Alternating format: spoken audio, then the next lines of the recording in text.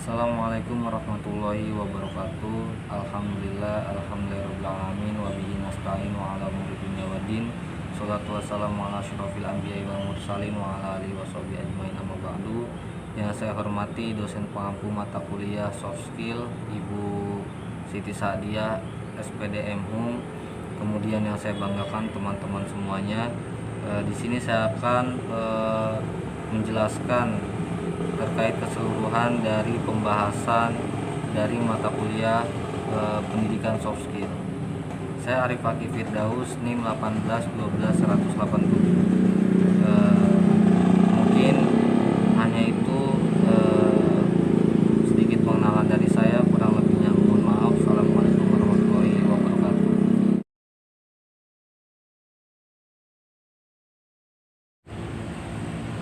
Soft skill adalah istilah sosiologis yang berkaitan dengan seseorang atau EQ, Emotional Intelligence Quotient, kumpulan karakter kepribadian atau rahmat, sosial, komunikasi, bahasa, kebiasaan, pribadi, keramahan, dan optimisme yang menjadi ciri hubung dengan orang lain. Soft skill itu dapat bermanfaat bagi siapa saja, baik dalam bisnis maupun kehidupan sosial. Saya mengutip dari kata-kata menurut O'Brien, ya kan, soft skill itu kata beliau dikelompokkan dalam 6 komponen, yaitu kemampuan berkomunikasi atau communication skill. Kemudian dari communication skill itu terbagi dua, yaitu komunikasi secara lisan dan juga komunikasi secara tulisan. Kemudian kemampuan mengorganisasi atau organizing skill, itu juga terdapat dua, manajemen waktu dan juga meningkatkan motivasi. Kemudian yang ketiga, kepemimpinan atau leadership, di mana soft skill juga selain melatih kita untuk memanajemen waktu, kemudian untuk mengasah kemampuan kita dari segi individual. Soft skill juga mengembangkan sikap leadership kita atau karakter dari kepemimpinan kita. Cara kita untuk memimpin itu seperti apa, ya kan? Itu juga suatu bisa dibilang suatu soft skill atau kemampuan yang dimiliki oleh kepribadian kita masing-masing, dan itu dikhususkan juga, ya. Mungkin itu sedikit pengertian dari pada soft skill. Terima kasih.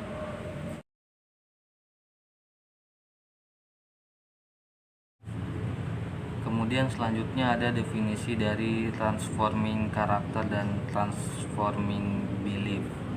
Ya, transforming karakter itu adalah suatu kegiatan untuk meningkatkan kemampuan diri, ya, berdasarkan pemahaman tentang potensi diri yang positif dan mampu mengangkat kepercayaan diri sehingga dapat merubah keadaan diri yang sebelumnya, kemudian hanya bermanfaat bagi sedikit orang, kemudian menjadi bermanfaat bagi banyak orang.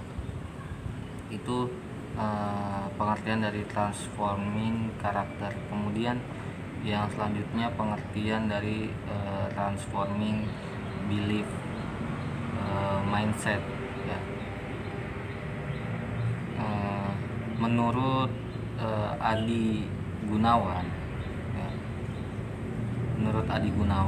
transforming belief mindset ini adalah sekumpulan kepercayaan, ya, atau belief atau cara berpikir yang mempengaruhi perilaku dan sikap seseorang, yang akhirnya akan menentukan eh, level keberhasilan hidupnya, ya, menentukan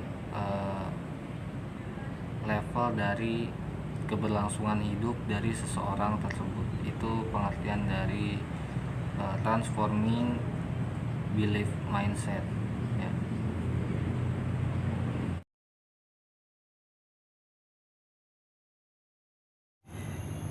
Change management atau perubahan manajemen dapat diartikan sebagai wujud perubahan sistem perubahan menuju kondisi yang lebih baik yang meliputi perubahan individu, tim, dan organisasi perusahaan.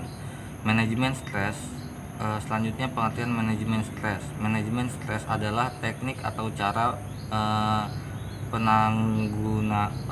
penanggulangan psikologi yang ditujukan untuk mengendalikan tingkat stres seseorang, terutama stres kronis.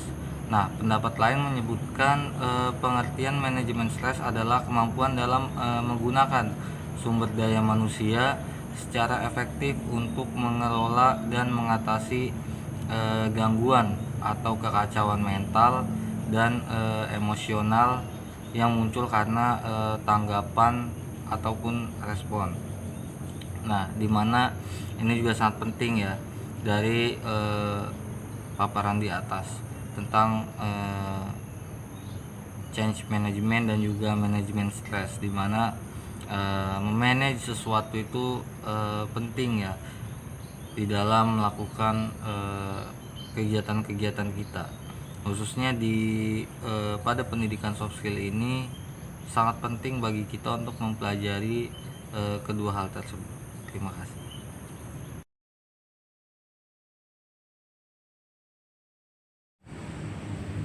Selanjutnya pengertian time management. Time management merupakan seni menata urusan bisnis dan pribadi selektif dan seefisien mungkin, membuat semuanya terlaksana dengan baik, secepat mungkin, dan dengan penggunaan sumber daya, waktu, energi, uang, dan manusia sesedikit mungkin. Selanjutnya, aspek-aspek dari time management. Yang pertama, menetapkan tujuan, kemudian yang kedua menyusun prioritas, yang ketiga menyusun jadwal, kemudian selanjutnya bersikap tegas, menghindari penundaan, dan kontrol terhadap waktu, ya. Nah, time management ini sangat penting ya dimiliki oleh setiap kita, di mana manajemen waktu ya, dimana dalam suatu kehidupan kita tidak hanya terfokus pada satu kegiatan. Terkadang ada beberapa kegiatan yang membuat kita harus memilih ya. Yang saya maksudkan di sini, ketika kita mengikuti beberapa kegiatan namun kedua kegiatan tersebut berbentrokan atau berbarengan. Nah, di situ ada time management atau manajemen waktu yang harus kita bisa ya kan mengatur waktu tersebut agar kegiatan kita ini bisa terlaksana dengan baik keduanya. Berbagi pengalaman saja tentang manajemen waktu, di mana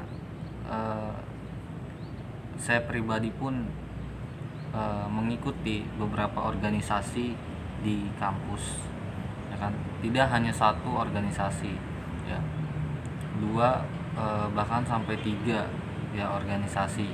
Dan di situ selain berorganisasi itu pun saya pribadi pun harus terfokus pada kajian akademis atau perkuliahan ya, dimana kadang ketika lagi atau sedang sibuk-sibuknya deadline mengerjakan tugas gitu, kita pun dibarengi dengan kegiatan-kegiatan dari organisasi yang kita tempati. Dan dari beberapa teman saya kadang selalu memiliki alasan tersendiri, entah itu sibuk atau segala macam gitu. menurut saya sibuk itu tidak ada. Sibuk itu tidak ada, karena semua itu tergantung pada prioritas dan juga tentang manajemen waktu tadi atau time management, ya, yang dimana ketika dihadapkan kepada akademisi dan juga organisasi, ya kan, justru tidak banyak, ya, tidak sedikit, ya kan, atau tidak banyak dari dosen-dosen jurusan PAI sendiri yang berkata bahwasannya tidak perlu, ya, atau apa sih kita tuh mengikuti organisasi gitu kalau misalkan hanya mengganggu kegiatan belajar mengajar kita. Ujung-ujungnya kegiatan akademisi ditinggalkan sedangkan kegiatan organisasi ditekunkan. Sebenarnya ini hanya masalah dari individual orang itu sendiri, dimana terkadang banyak orang seperti itu, dia bagus di organisasi tetapi tidak tidak konsisten atau tidak konkret di akademiknya. Itu sebuah kesalahan. Karena kenapa? Boleh, ya, berorganisasi, bagus ketika kita aktif dalam organisasi, namun akademik pun, ya, kewajiban kita untuk belajar, ya, kewajiban kita untuk kuliah itu jangan ditinggalkan, ya. Begitupun sama ketika kita kuliah, ya kan? Ketika kita menuntut ilmu di kampus, bukan hanya sekedar belajar, mendengarkan materi kemudian presentasi habis itu pulang. Tidak, kita pun harus, ya, mencari relasi, harus bisa bersosialisasi, mengikuti organisasi-organisasi entah itu internal maupun eksternal yang ada di kampus. Itu penting, ya, dan keduanya harus balance, tidak boleh timpang tindih atau pincang, ya. Keduanya harus seimbang antara manajemen waktu di perkuliahan dan manajemen waktu di organisasi. Keduanya harus seimbang, ya. Keduanya harus bisa aktif di organisasi, aktif di perkuliahan pun aktif. Itu yang bagus, ya. Dan tadi, ya, yang tidak bagusnya ketika memanage waktu dia bisa memanage waktu di organisasi tapi tidak bisa memanajemen waktu di perkuliahannya. Sebaliknya, mengikuti perkuliahan tapi tidak bisa mengatur manajemen waktu di organisasi. Makanya mempelajari time management ini sangat penting, ya, terhadap cara kita untuk mengatur waktu, kemudian menyelesaikan suatu kegiatan, ya. Dan juga bisa dikatakan time management ini adalah suatu peta, ya, peta yang dimana ketika kita ada beberapa agenda kegiatan itu bisa dipetakan menggunakan time management, ya. Misalkan kegiatan ini, minggu ini ada kegiatan ini, ya kan, minggu besok ada kegiatan lagi, ya, kemudian minggu depannya lagi ada kegiatan yang berbentrokan. Bisa dipetakan, ya kan, bisa digambarkan sedemikian rupa supaya bagaimana caranya kita bisa mengatur waktu, ya, dimana kapan kita menyelesaikan tugas perkuliahan, kapan kita juga ikut andil dalam kegiatan berorganisasi supaya mengefisiensi waktu, ya. Mungkin sekian.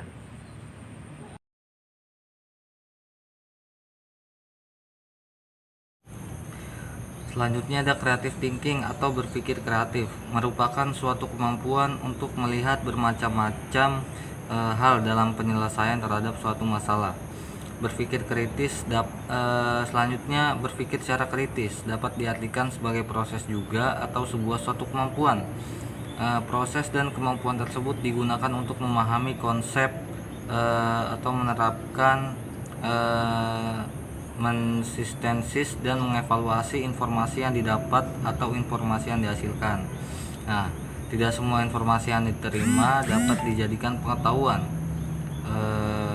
yang diyakini kebenarannya untuk dijadikan panduan dalam tindakan. Nah, kemampuan berpikir analitis ini merupakan kemudian kemampuan analitis merupakan kemampuan berpikir tingkat tinggi dengan proses mental di mana dapat siswa memeriksa atau menentukan suatu masalah secara rinci dengan langkah-langkah yang logis ya. Sangat penting ketika kita dalam kepribadian kita harus memiliki pikiran yang positif, berpikir kreatif, kemudian berpikir secara kritis. Apalagi kita sebagai mahasiswa ya, kita harus berpikir secara kritis, jangan menjadi mahasiswa yang apatis. Kemudian berpikir secara analisis, di mana kita sebelum menyebarkan informasi, kita harus terlebih dahulu menganalisis, harus bisa menganalisis dari berbagai macam sumber dan relevansinya pun harus tepat. Tidak semena-mena kita mendapatkan informasi kemudian kita share gitu. Itu sangat fatal ya. Jangan sampai termakan hoax, apalagi di zaman sekarang banyak sekali berita-berita yang kadang tidak jauh dari unsur-unsur manipulasi yang kadang bisa menjadi strategi untuk mengadu domba entah itu agama, juga mengadu domba bangsa. Jadi kita sebagai mahasiswa harus memiliki pemikiran yang kreatif, kemudian harus bisa berpikir secara kritis, selanjutnya berpikir menganalisis sebelum bertindak, karena segala sesuatu jika tidak dianalisis itu akan menjadi suatu hal yang fatal. Mungkin cukup sekian.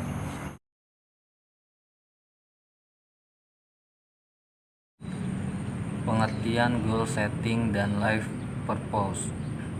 Goal setting merupakan sebuah proses yang bertujuan untuk mengidentifikasi prioritas pekerjaan di dalam kehidupan, lalu mengembangkan strategi untuk mencapai tujuan pribadi dan profesional.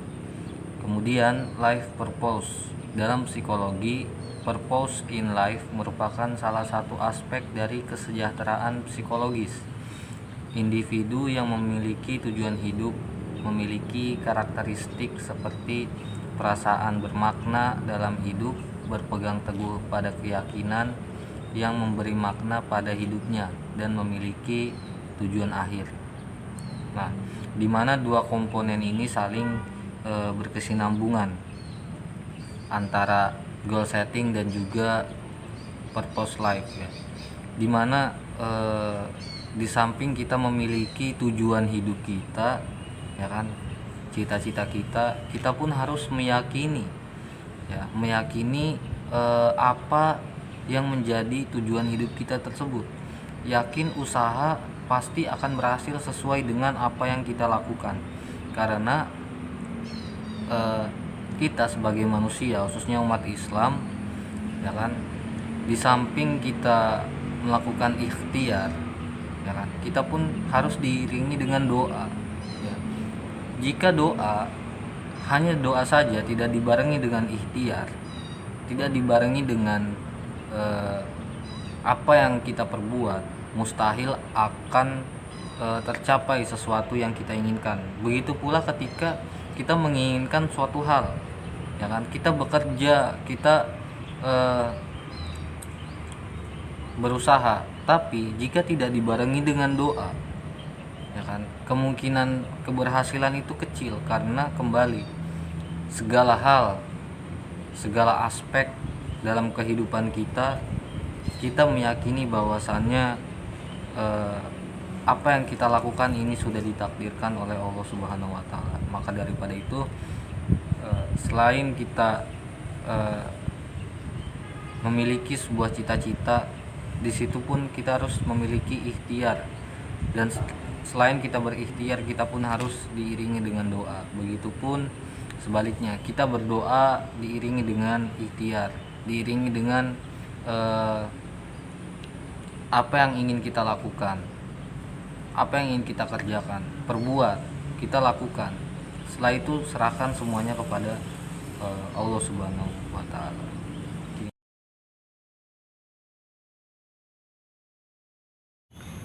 Baik, pembahasan selanjutnya tentang accelerated learning teknik quiz. Accelerated learning ini merupakan suatu inovasi pendidikan yang dilakukan atas adanya tuntutan perkembangan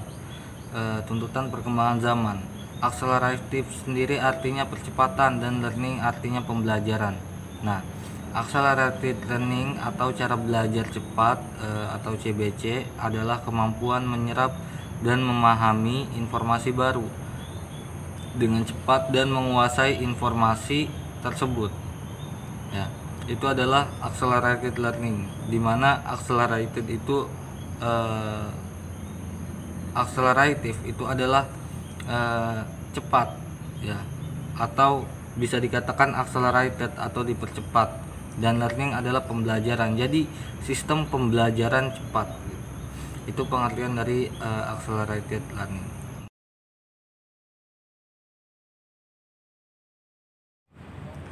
Selanjutnya pengertian communication skill, public speaking, dan presentation skill. Ya, pengertian dari communication skill yang dimana transmisi informasi juga penyampaian pesan verbal atau pesan nonverbal, serta proses tukar menukar informasi antara satu individu dengan individu yang lain melalui proses simbol, tanda-tanda maupun tingkah laku. Selanjutnya pengertian dari public speaking. Ya, public speaking mengandung pengertian sebagai proses komunikasi yang dilakukan di hadapan khalayak dengan tujuan untuk memberikan informasi, mempengaruhi atau juga menghibur. Nah, serta yang terakhir ada C, pengertian dari presentation skill. Nah, presentation skill ini atau keahlian presentasi adalah salah satu dari sekian keahlian yang meningkatkan kemampuan berbicara di muka umum atau publik. Ya, ini juga sama, ya, tidak berbeda dengan public speaking tadi. Nah, dan yang saya katakan tadi, ya, terkait dengan public speaking, ya, kembali ada keterkaitannya dengan organisasi. Nah, di mana ketika kita di kelas, kita tidak diajarkan terkait tentang public speaking, ya, hanya presentasi saja. Nah, tidak banyak juga orang ketika presentasi itu hanya sekedar membaca makalah, ya, tetapi tidak paham dengan apa yang dia sampaikan. Nah, berbeda dengan public speaking, di mana public speaking sebelum kita berbicara itu kita mengadakan kajian terlebih dahulu. Setelah kajian itu ada, setelah kajian itu kita pahami, barulah kita dituntut untuk berbicara, dituntut untuk menyampaikan apa yang kita ketahui, ya. Dimana di organisasi sendiri pun diajarkan bagaimana public speaking, caranya berbicara di muka umum, caranya berbicara di halayak, ya. Dan saya katakan mengikuti organisasi di kampus adalah suatu hal yang penting bagi kita, di mana ilmu-ilmu atau pembelajaran yang tidak diajarkan di dalam kelas itu akan kita dapatkan ketika kita mengikuti suatu organisasi, yang dimana tadi diantaranya sudah dibahas time management, kemudian public speaking, juga cara kita berdialogtika dengan orang-orang, ya. Itu semua bisa kita dapatkan ketika kita di organisasi.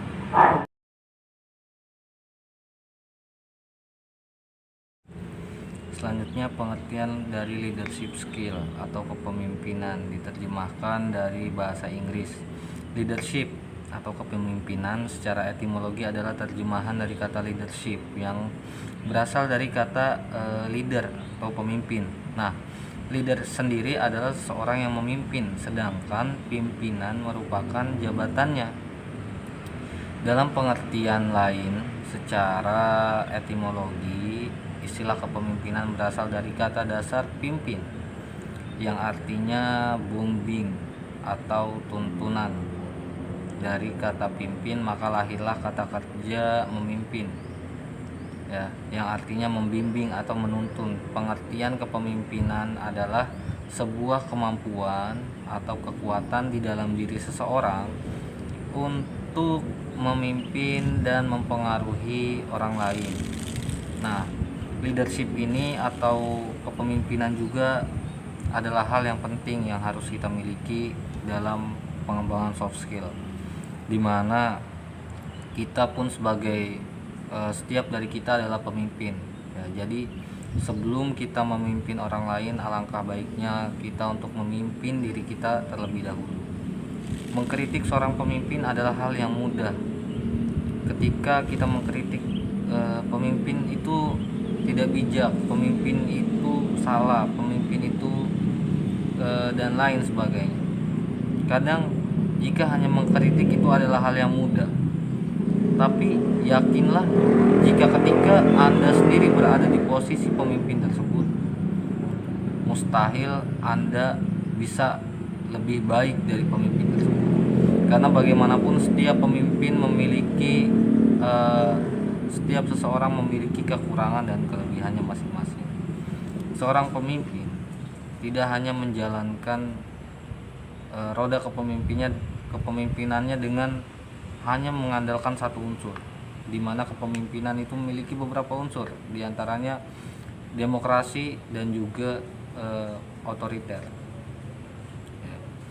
Jadi mustahil jika satu orang hanya menerapkan satu konsep dari kepemimpinan, yaitu demokrasi. Ya, kadang ketika terdapat sebuah permasalahan itu tidak bisa diselesaikan secara cepat, hak dan wewenang pemimpin untuk mengambil keputusan secara cepat dan juga secara akurat. Ya, dan itu juga termasuk dalam otoriter. Tapi jika keotoriteran itu bermaslahat untuk semua masyarakatnya, itu diperbolehkan, bukan untuk individu. Nah, seperti yang saya katakan tadi, ya. Ketika kita menjadi pemimpin itu tidak mudah. Karena ketika kita menjadi seorang yang memimpin banyak orang, ya, akan ada orang-orang yang di belakang kita yang justru akan memimpin kita sendiri. Bahasanya kita sebagai pemimpin tapi kita dipimpin juga dari belakang, dan kadang tidak banyak dari pemimpin-pemimpin kita seperti itu. Jadi pemimpin harus tegas, pemimpin tidak boleh tebang pilih. Jika ada pemimpin yang membeda-bedakan, ketika dia lebih pro ke si A dan tidak terlalu dekat dengan si B, akhirnya si A lebih diprioritaskan atau lebih diperhatikan sedangkan si B tidak, itu adalah hal yang salah, dan seorang pemimpin seperti itu tidak layak menjadi seorang pemimpin. Karena apa? Tadi tidak ada kenetralan, tidak ada independensi di dalam seorang jiwa pemimpin. Dia hanya mementingkan kubu, mementingkan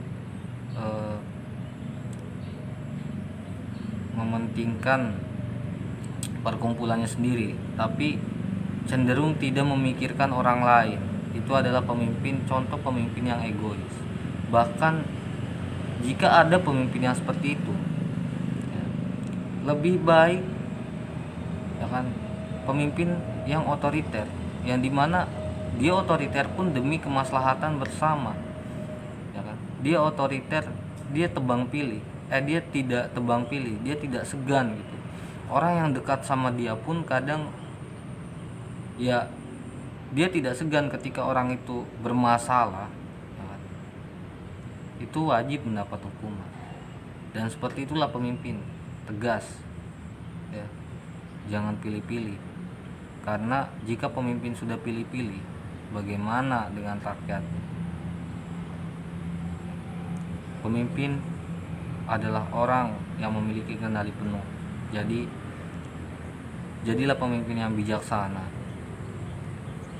Ya, tidak perlu menjadi orang lain untuk disukai, tapi jadilah diri sendiri. Walaupun dibenci, tapi setidaknya itu adalah karakteristik dari kita sendiri.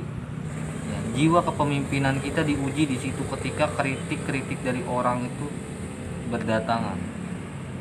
Ya, Tapi kembali lagi, menjadi pemimpin bukan masalah hal yang mudah.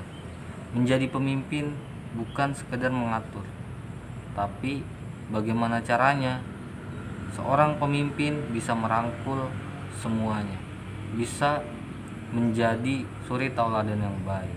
Tidak cukup jika hanya seorang pemimpin hanya mengandalkan karismatik dan juga mengandalkan kepintaran dia dalam berbicara, ya.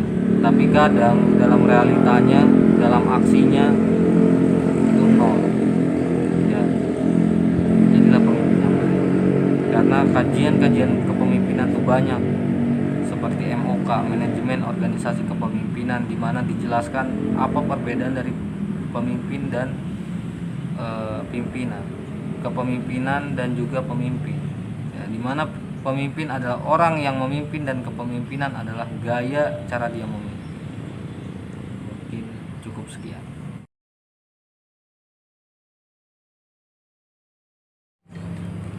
Selanjutnya ada self marketing skill, adalah kemampuan dalam menciptakan citra positif dan reputasi diri yang baik, atau disebut juga sebagai pemasaran diri sendiri, ya. Personal branding ini mengacu pada membangun persona publik. Untuk membangun personal branding kita perlu melakukan 8 hal ini. Yang pertama itu spesialis, ya. Tentukan penempatan bidang, pada bidang apa yang cocok dengan kemampuan diri sendiri. Kemudian yang kedua kepemimpinan, ya. Selanjutnya yang ketiga ada kepribadian, yang keempat ada perbedaan, kelima visibilitas, yang keenam kesatuan, ketujuh keteguhan, dan kedelapan nama baik, ya. Sudah dijelaskan bahwa self marketing skill adalah kemampuan seseorang dalam pemasaran diri yang menjadi produknya, yaitu soft skill. Nah, kemampuan yang melekat dalam diri setelah melewati proses pelatihan dan mengembangkan segala kemampuannya.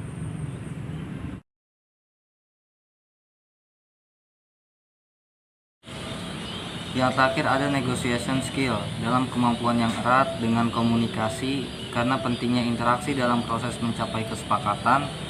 Pentingnya kemampuan negosiasi juga dapat diartikan dengan pentingnya mengetahui teknik-teknik komunikasi yang tepat untuk dipakai dalam bernegosiasi. Nah, dalam dunia sosial dibutuhkan intra dan interpersonal skill. Hal-hal di atas termasuk ke dalam interpersonal skill. Jadi sama halnya seperti teknik lobbying, di mana menuntut kita supaya bisa melakukan negosiasi. Kemudian selanjutnya ada pengertian relationship building dalam komunikasi antarpersonal. Relationship dapat diartikan sebagai sebuah jalinan hubungan atau interaksi antara dua orang atau lebih, di mana dalam berkomunikasi mereka tidak hanya sekedar menyampaikan isi pesan, melainkan juga menentukan kadar hubungan interpersonal. Jadi kita sebagai mahasiswa harus mampu, ya, dimana materi tadi berkesinambungan seperti public speaking, kemudian cara kita berpikir secara kritis, selanjutnya analisis, dan yang tadi bagaimana cara kita bernegosiasi agar supaya kita mendapatkan keuntungan dari apa yang kita mau, ya. Pentingnya bisa bernegosiasi, ya. Jadi semua itu pembahasan dari soft skill ini itu penting, ya, khususnya bagi kita sendiri sebagai mahasiswa. Cukup sekian, terima kasih.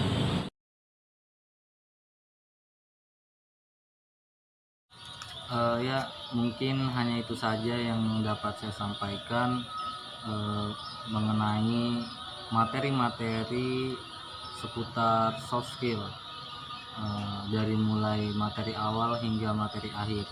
Kurang lebihnya saya mohon maaf apabila ada kesalahan, itu ada datangnya dari saya pribadi, dan apabila ada kata-kata yang benar itu datangnya dari Allah Subhanahu wa taala. Bila taufik wal hidayah, kurang lebihnya mohon maaf. Assalamualaikum warahmatullahi wabarakatuh.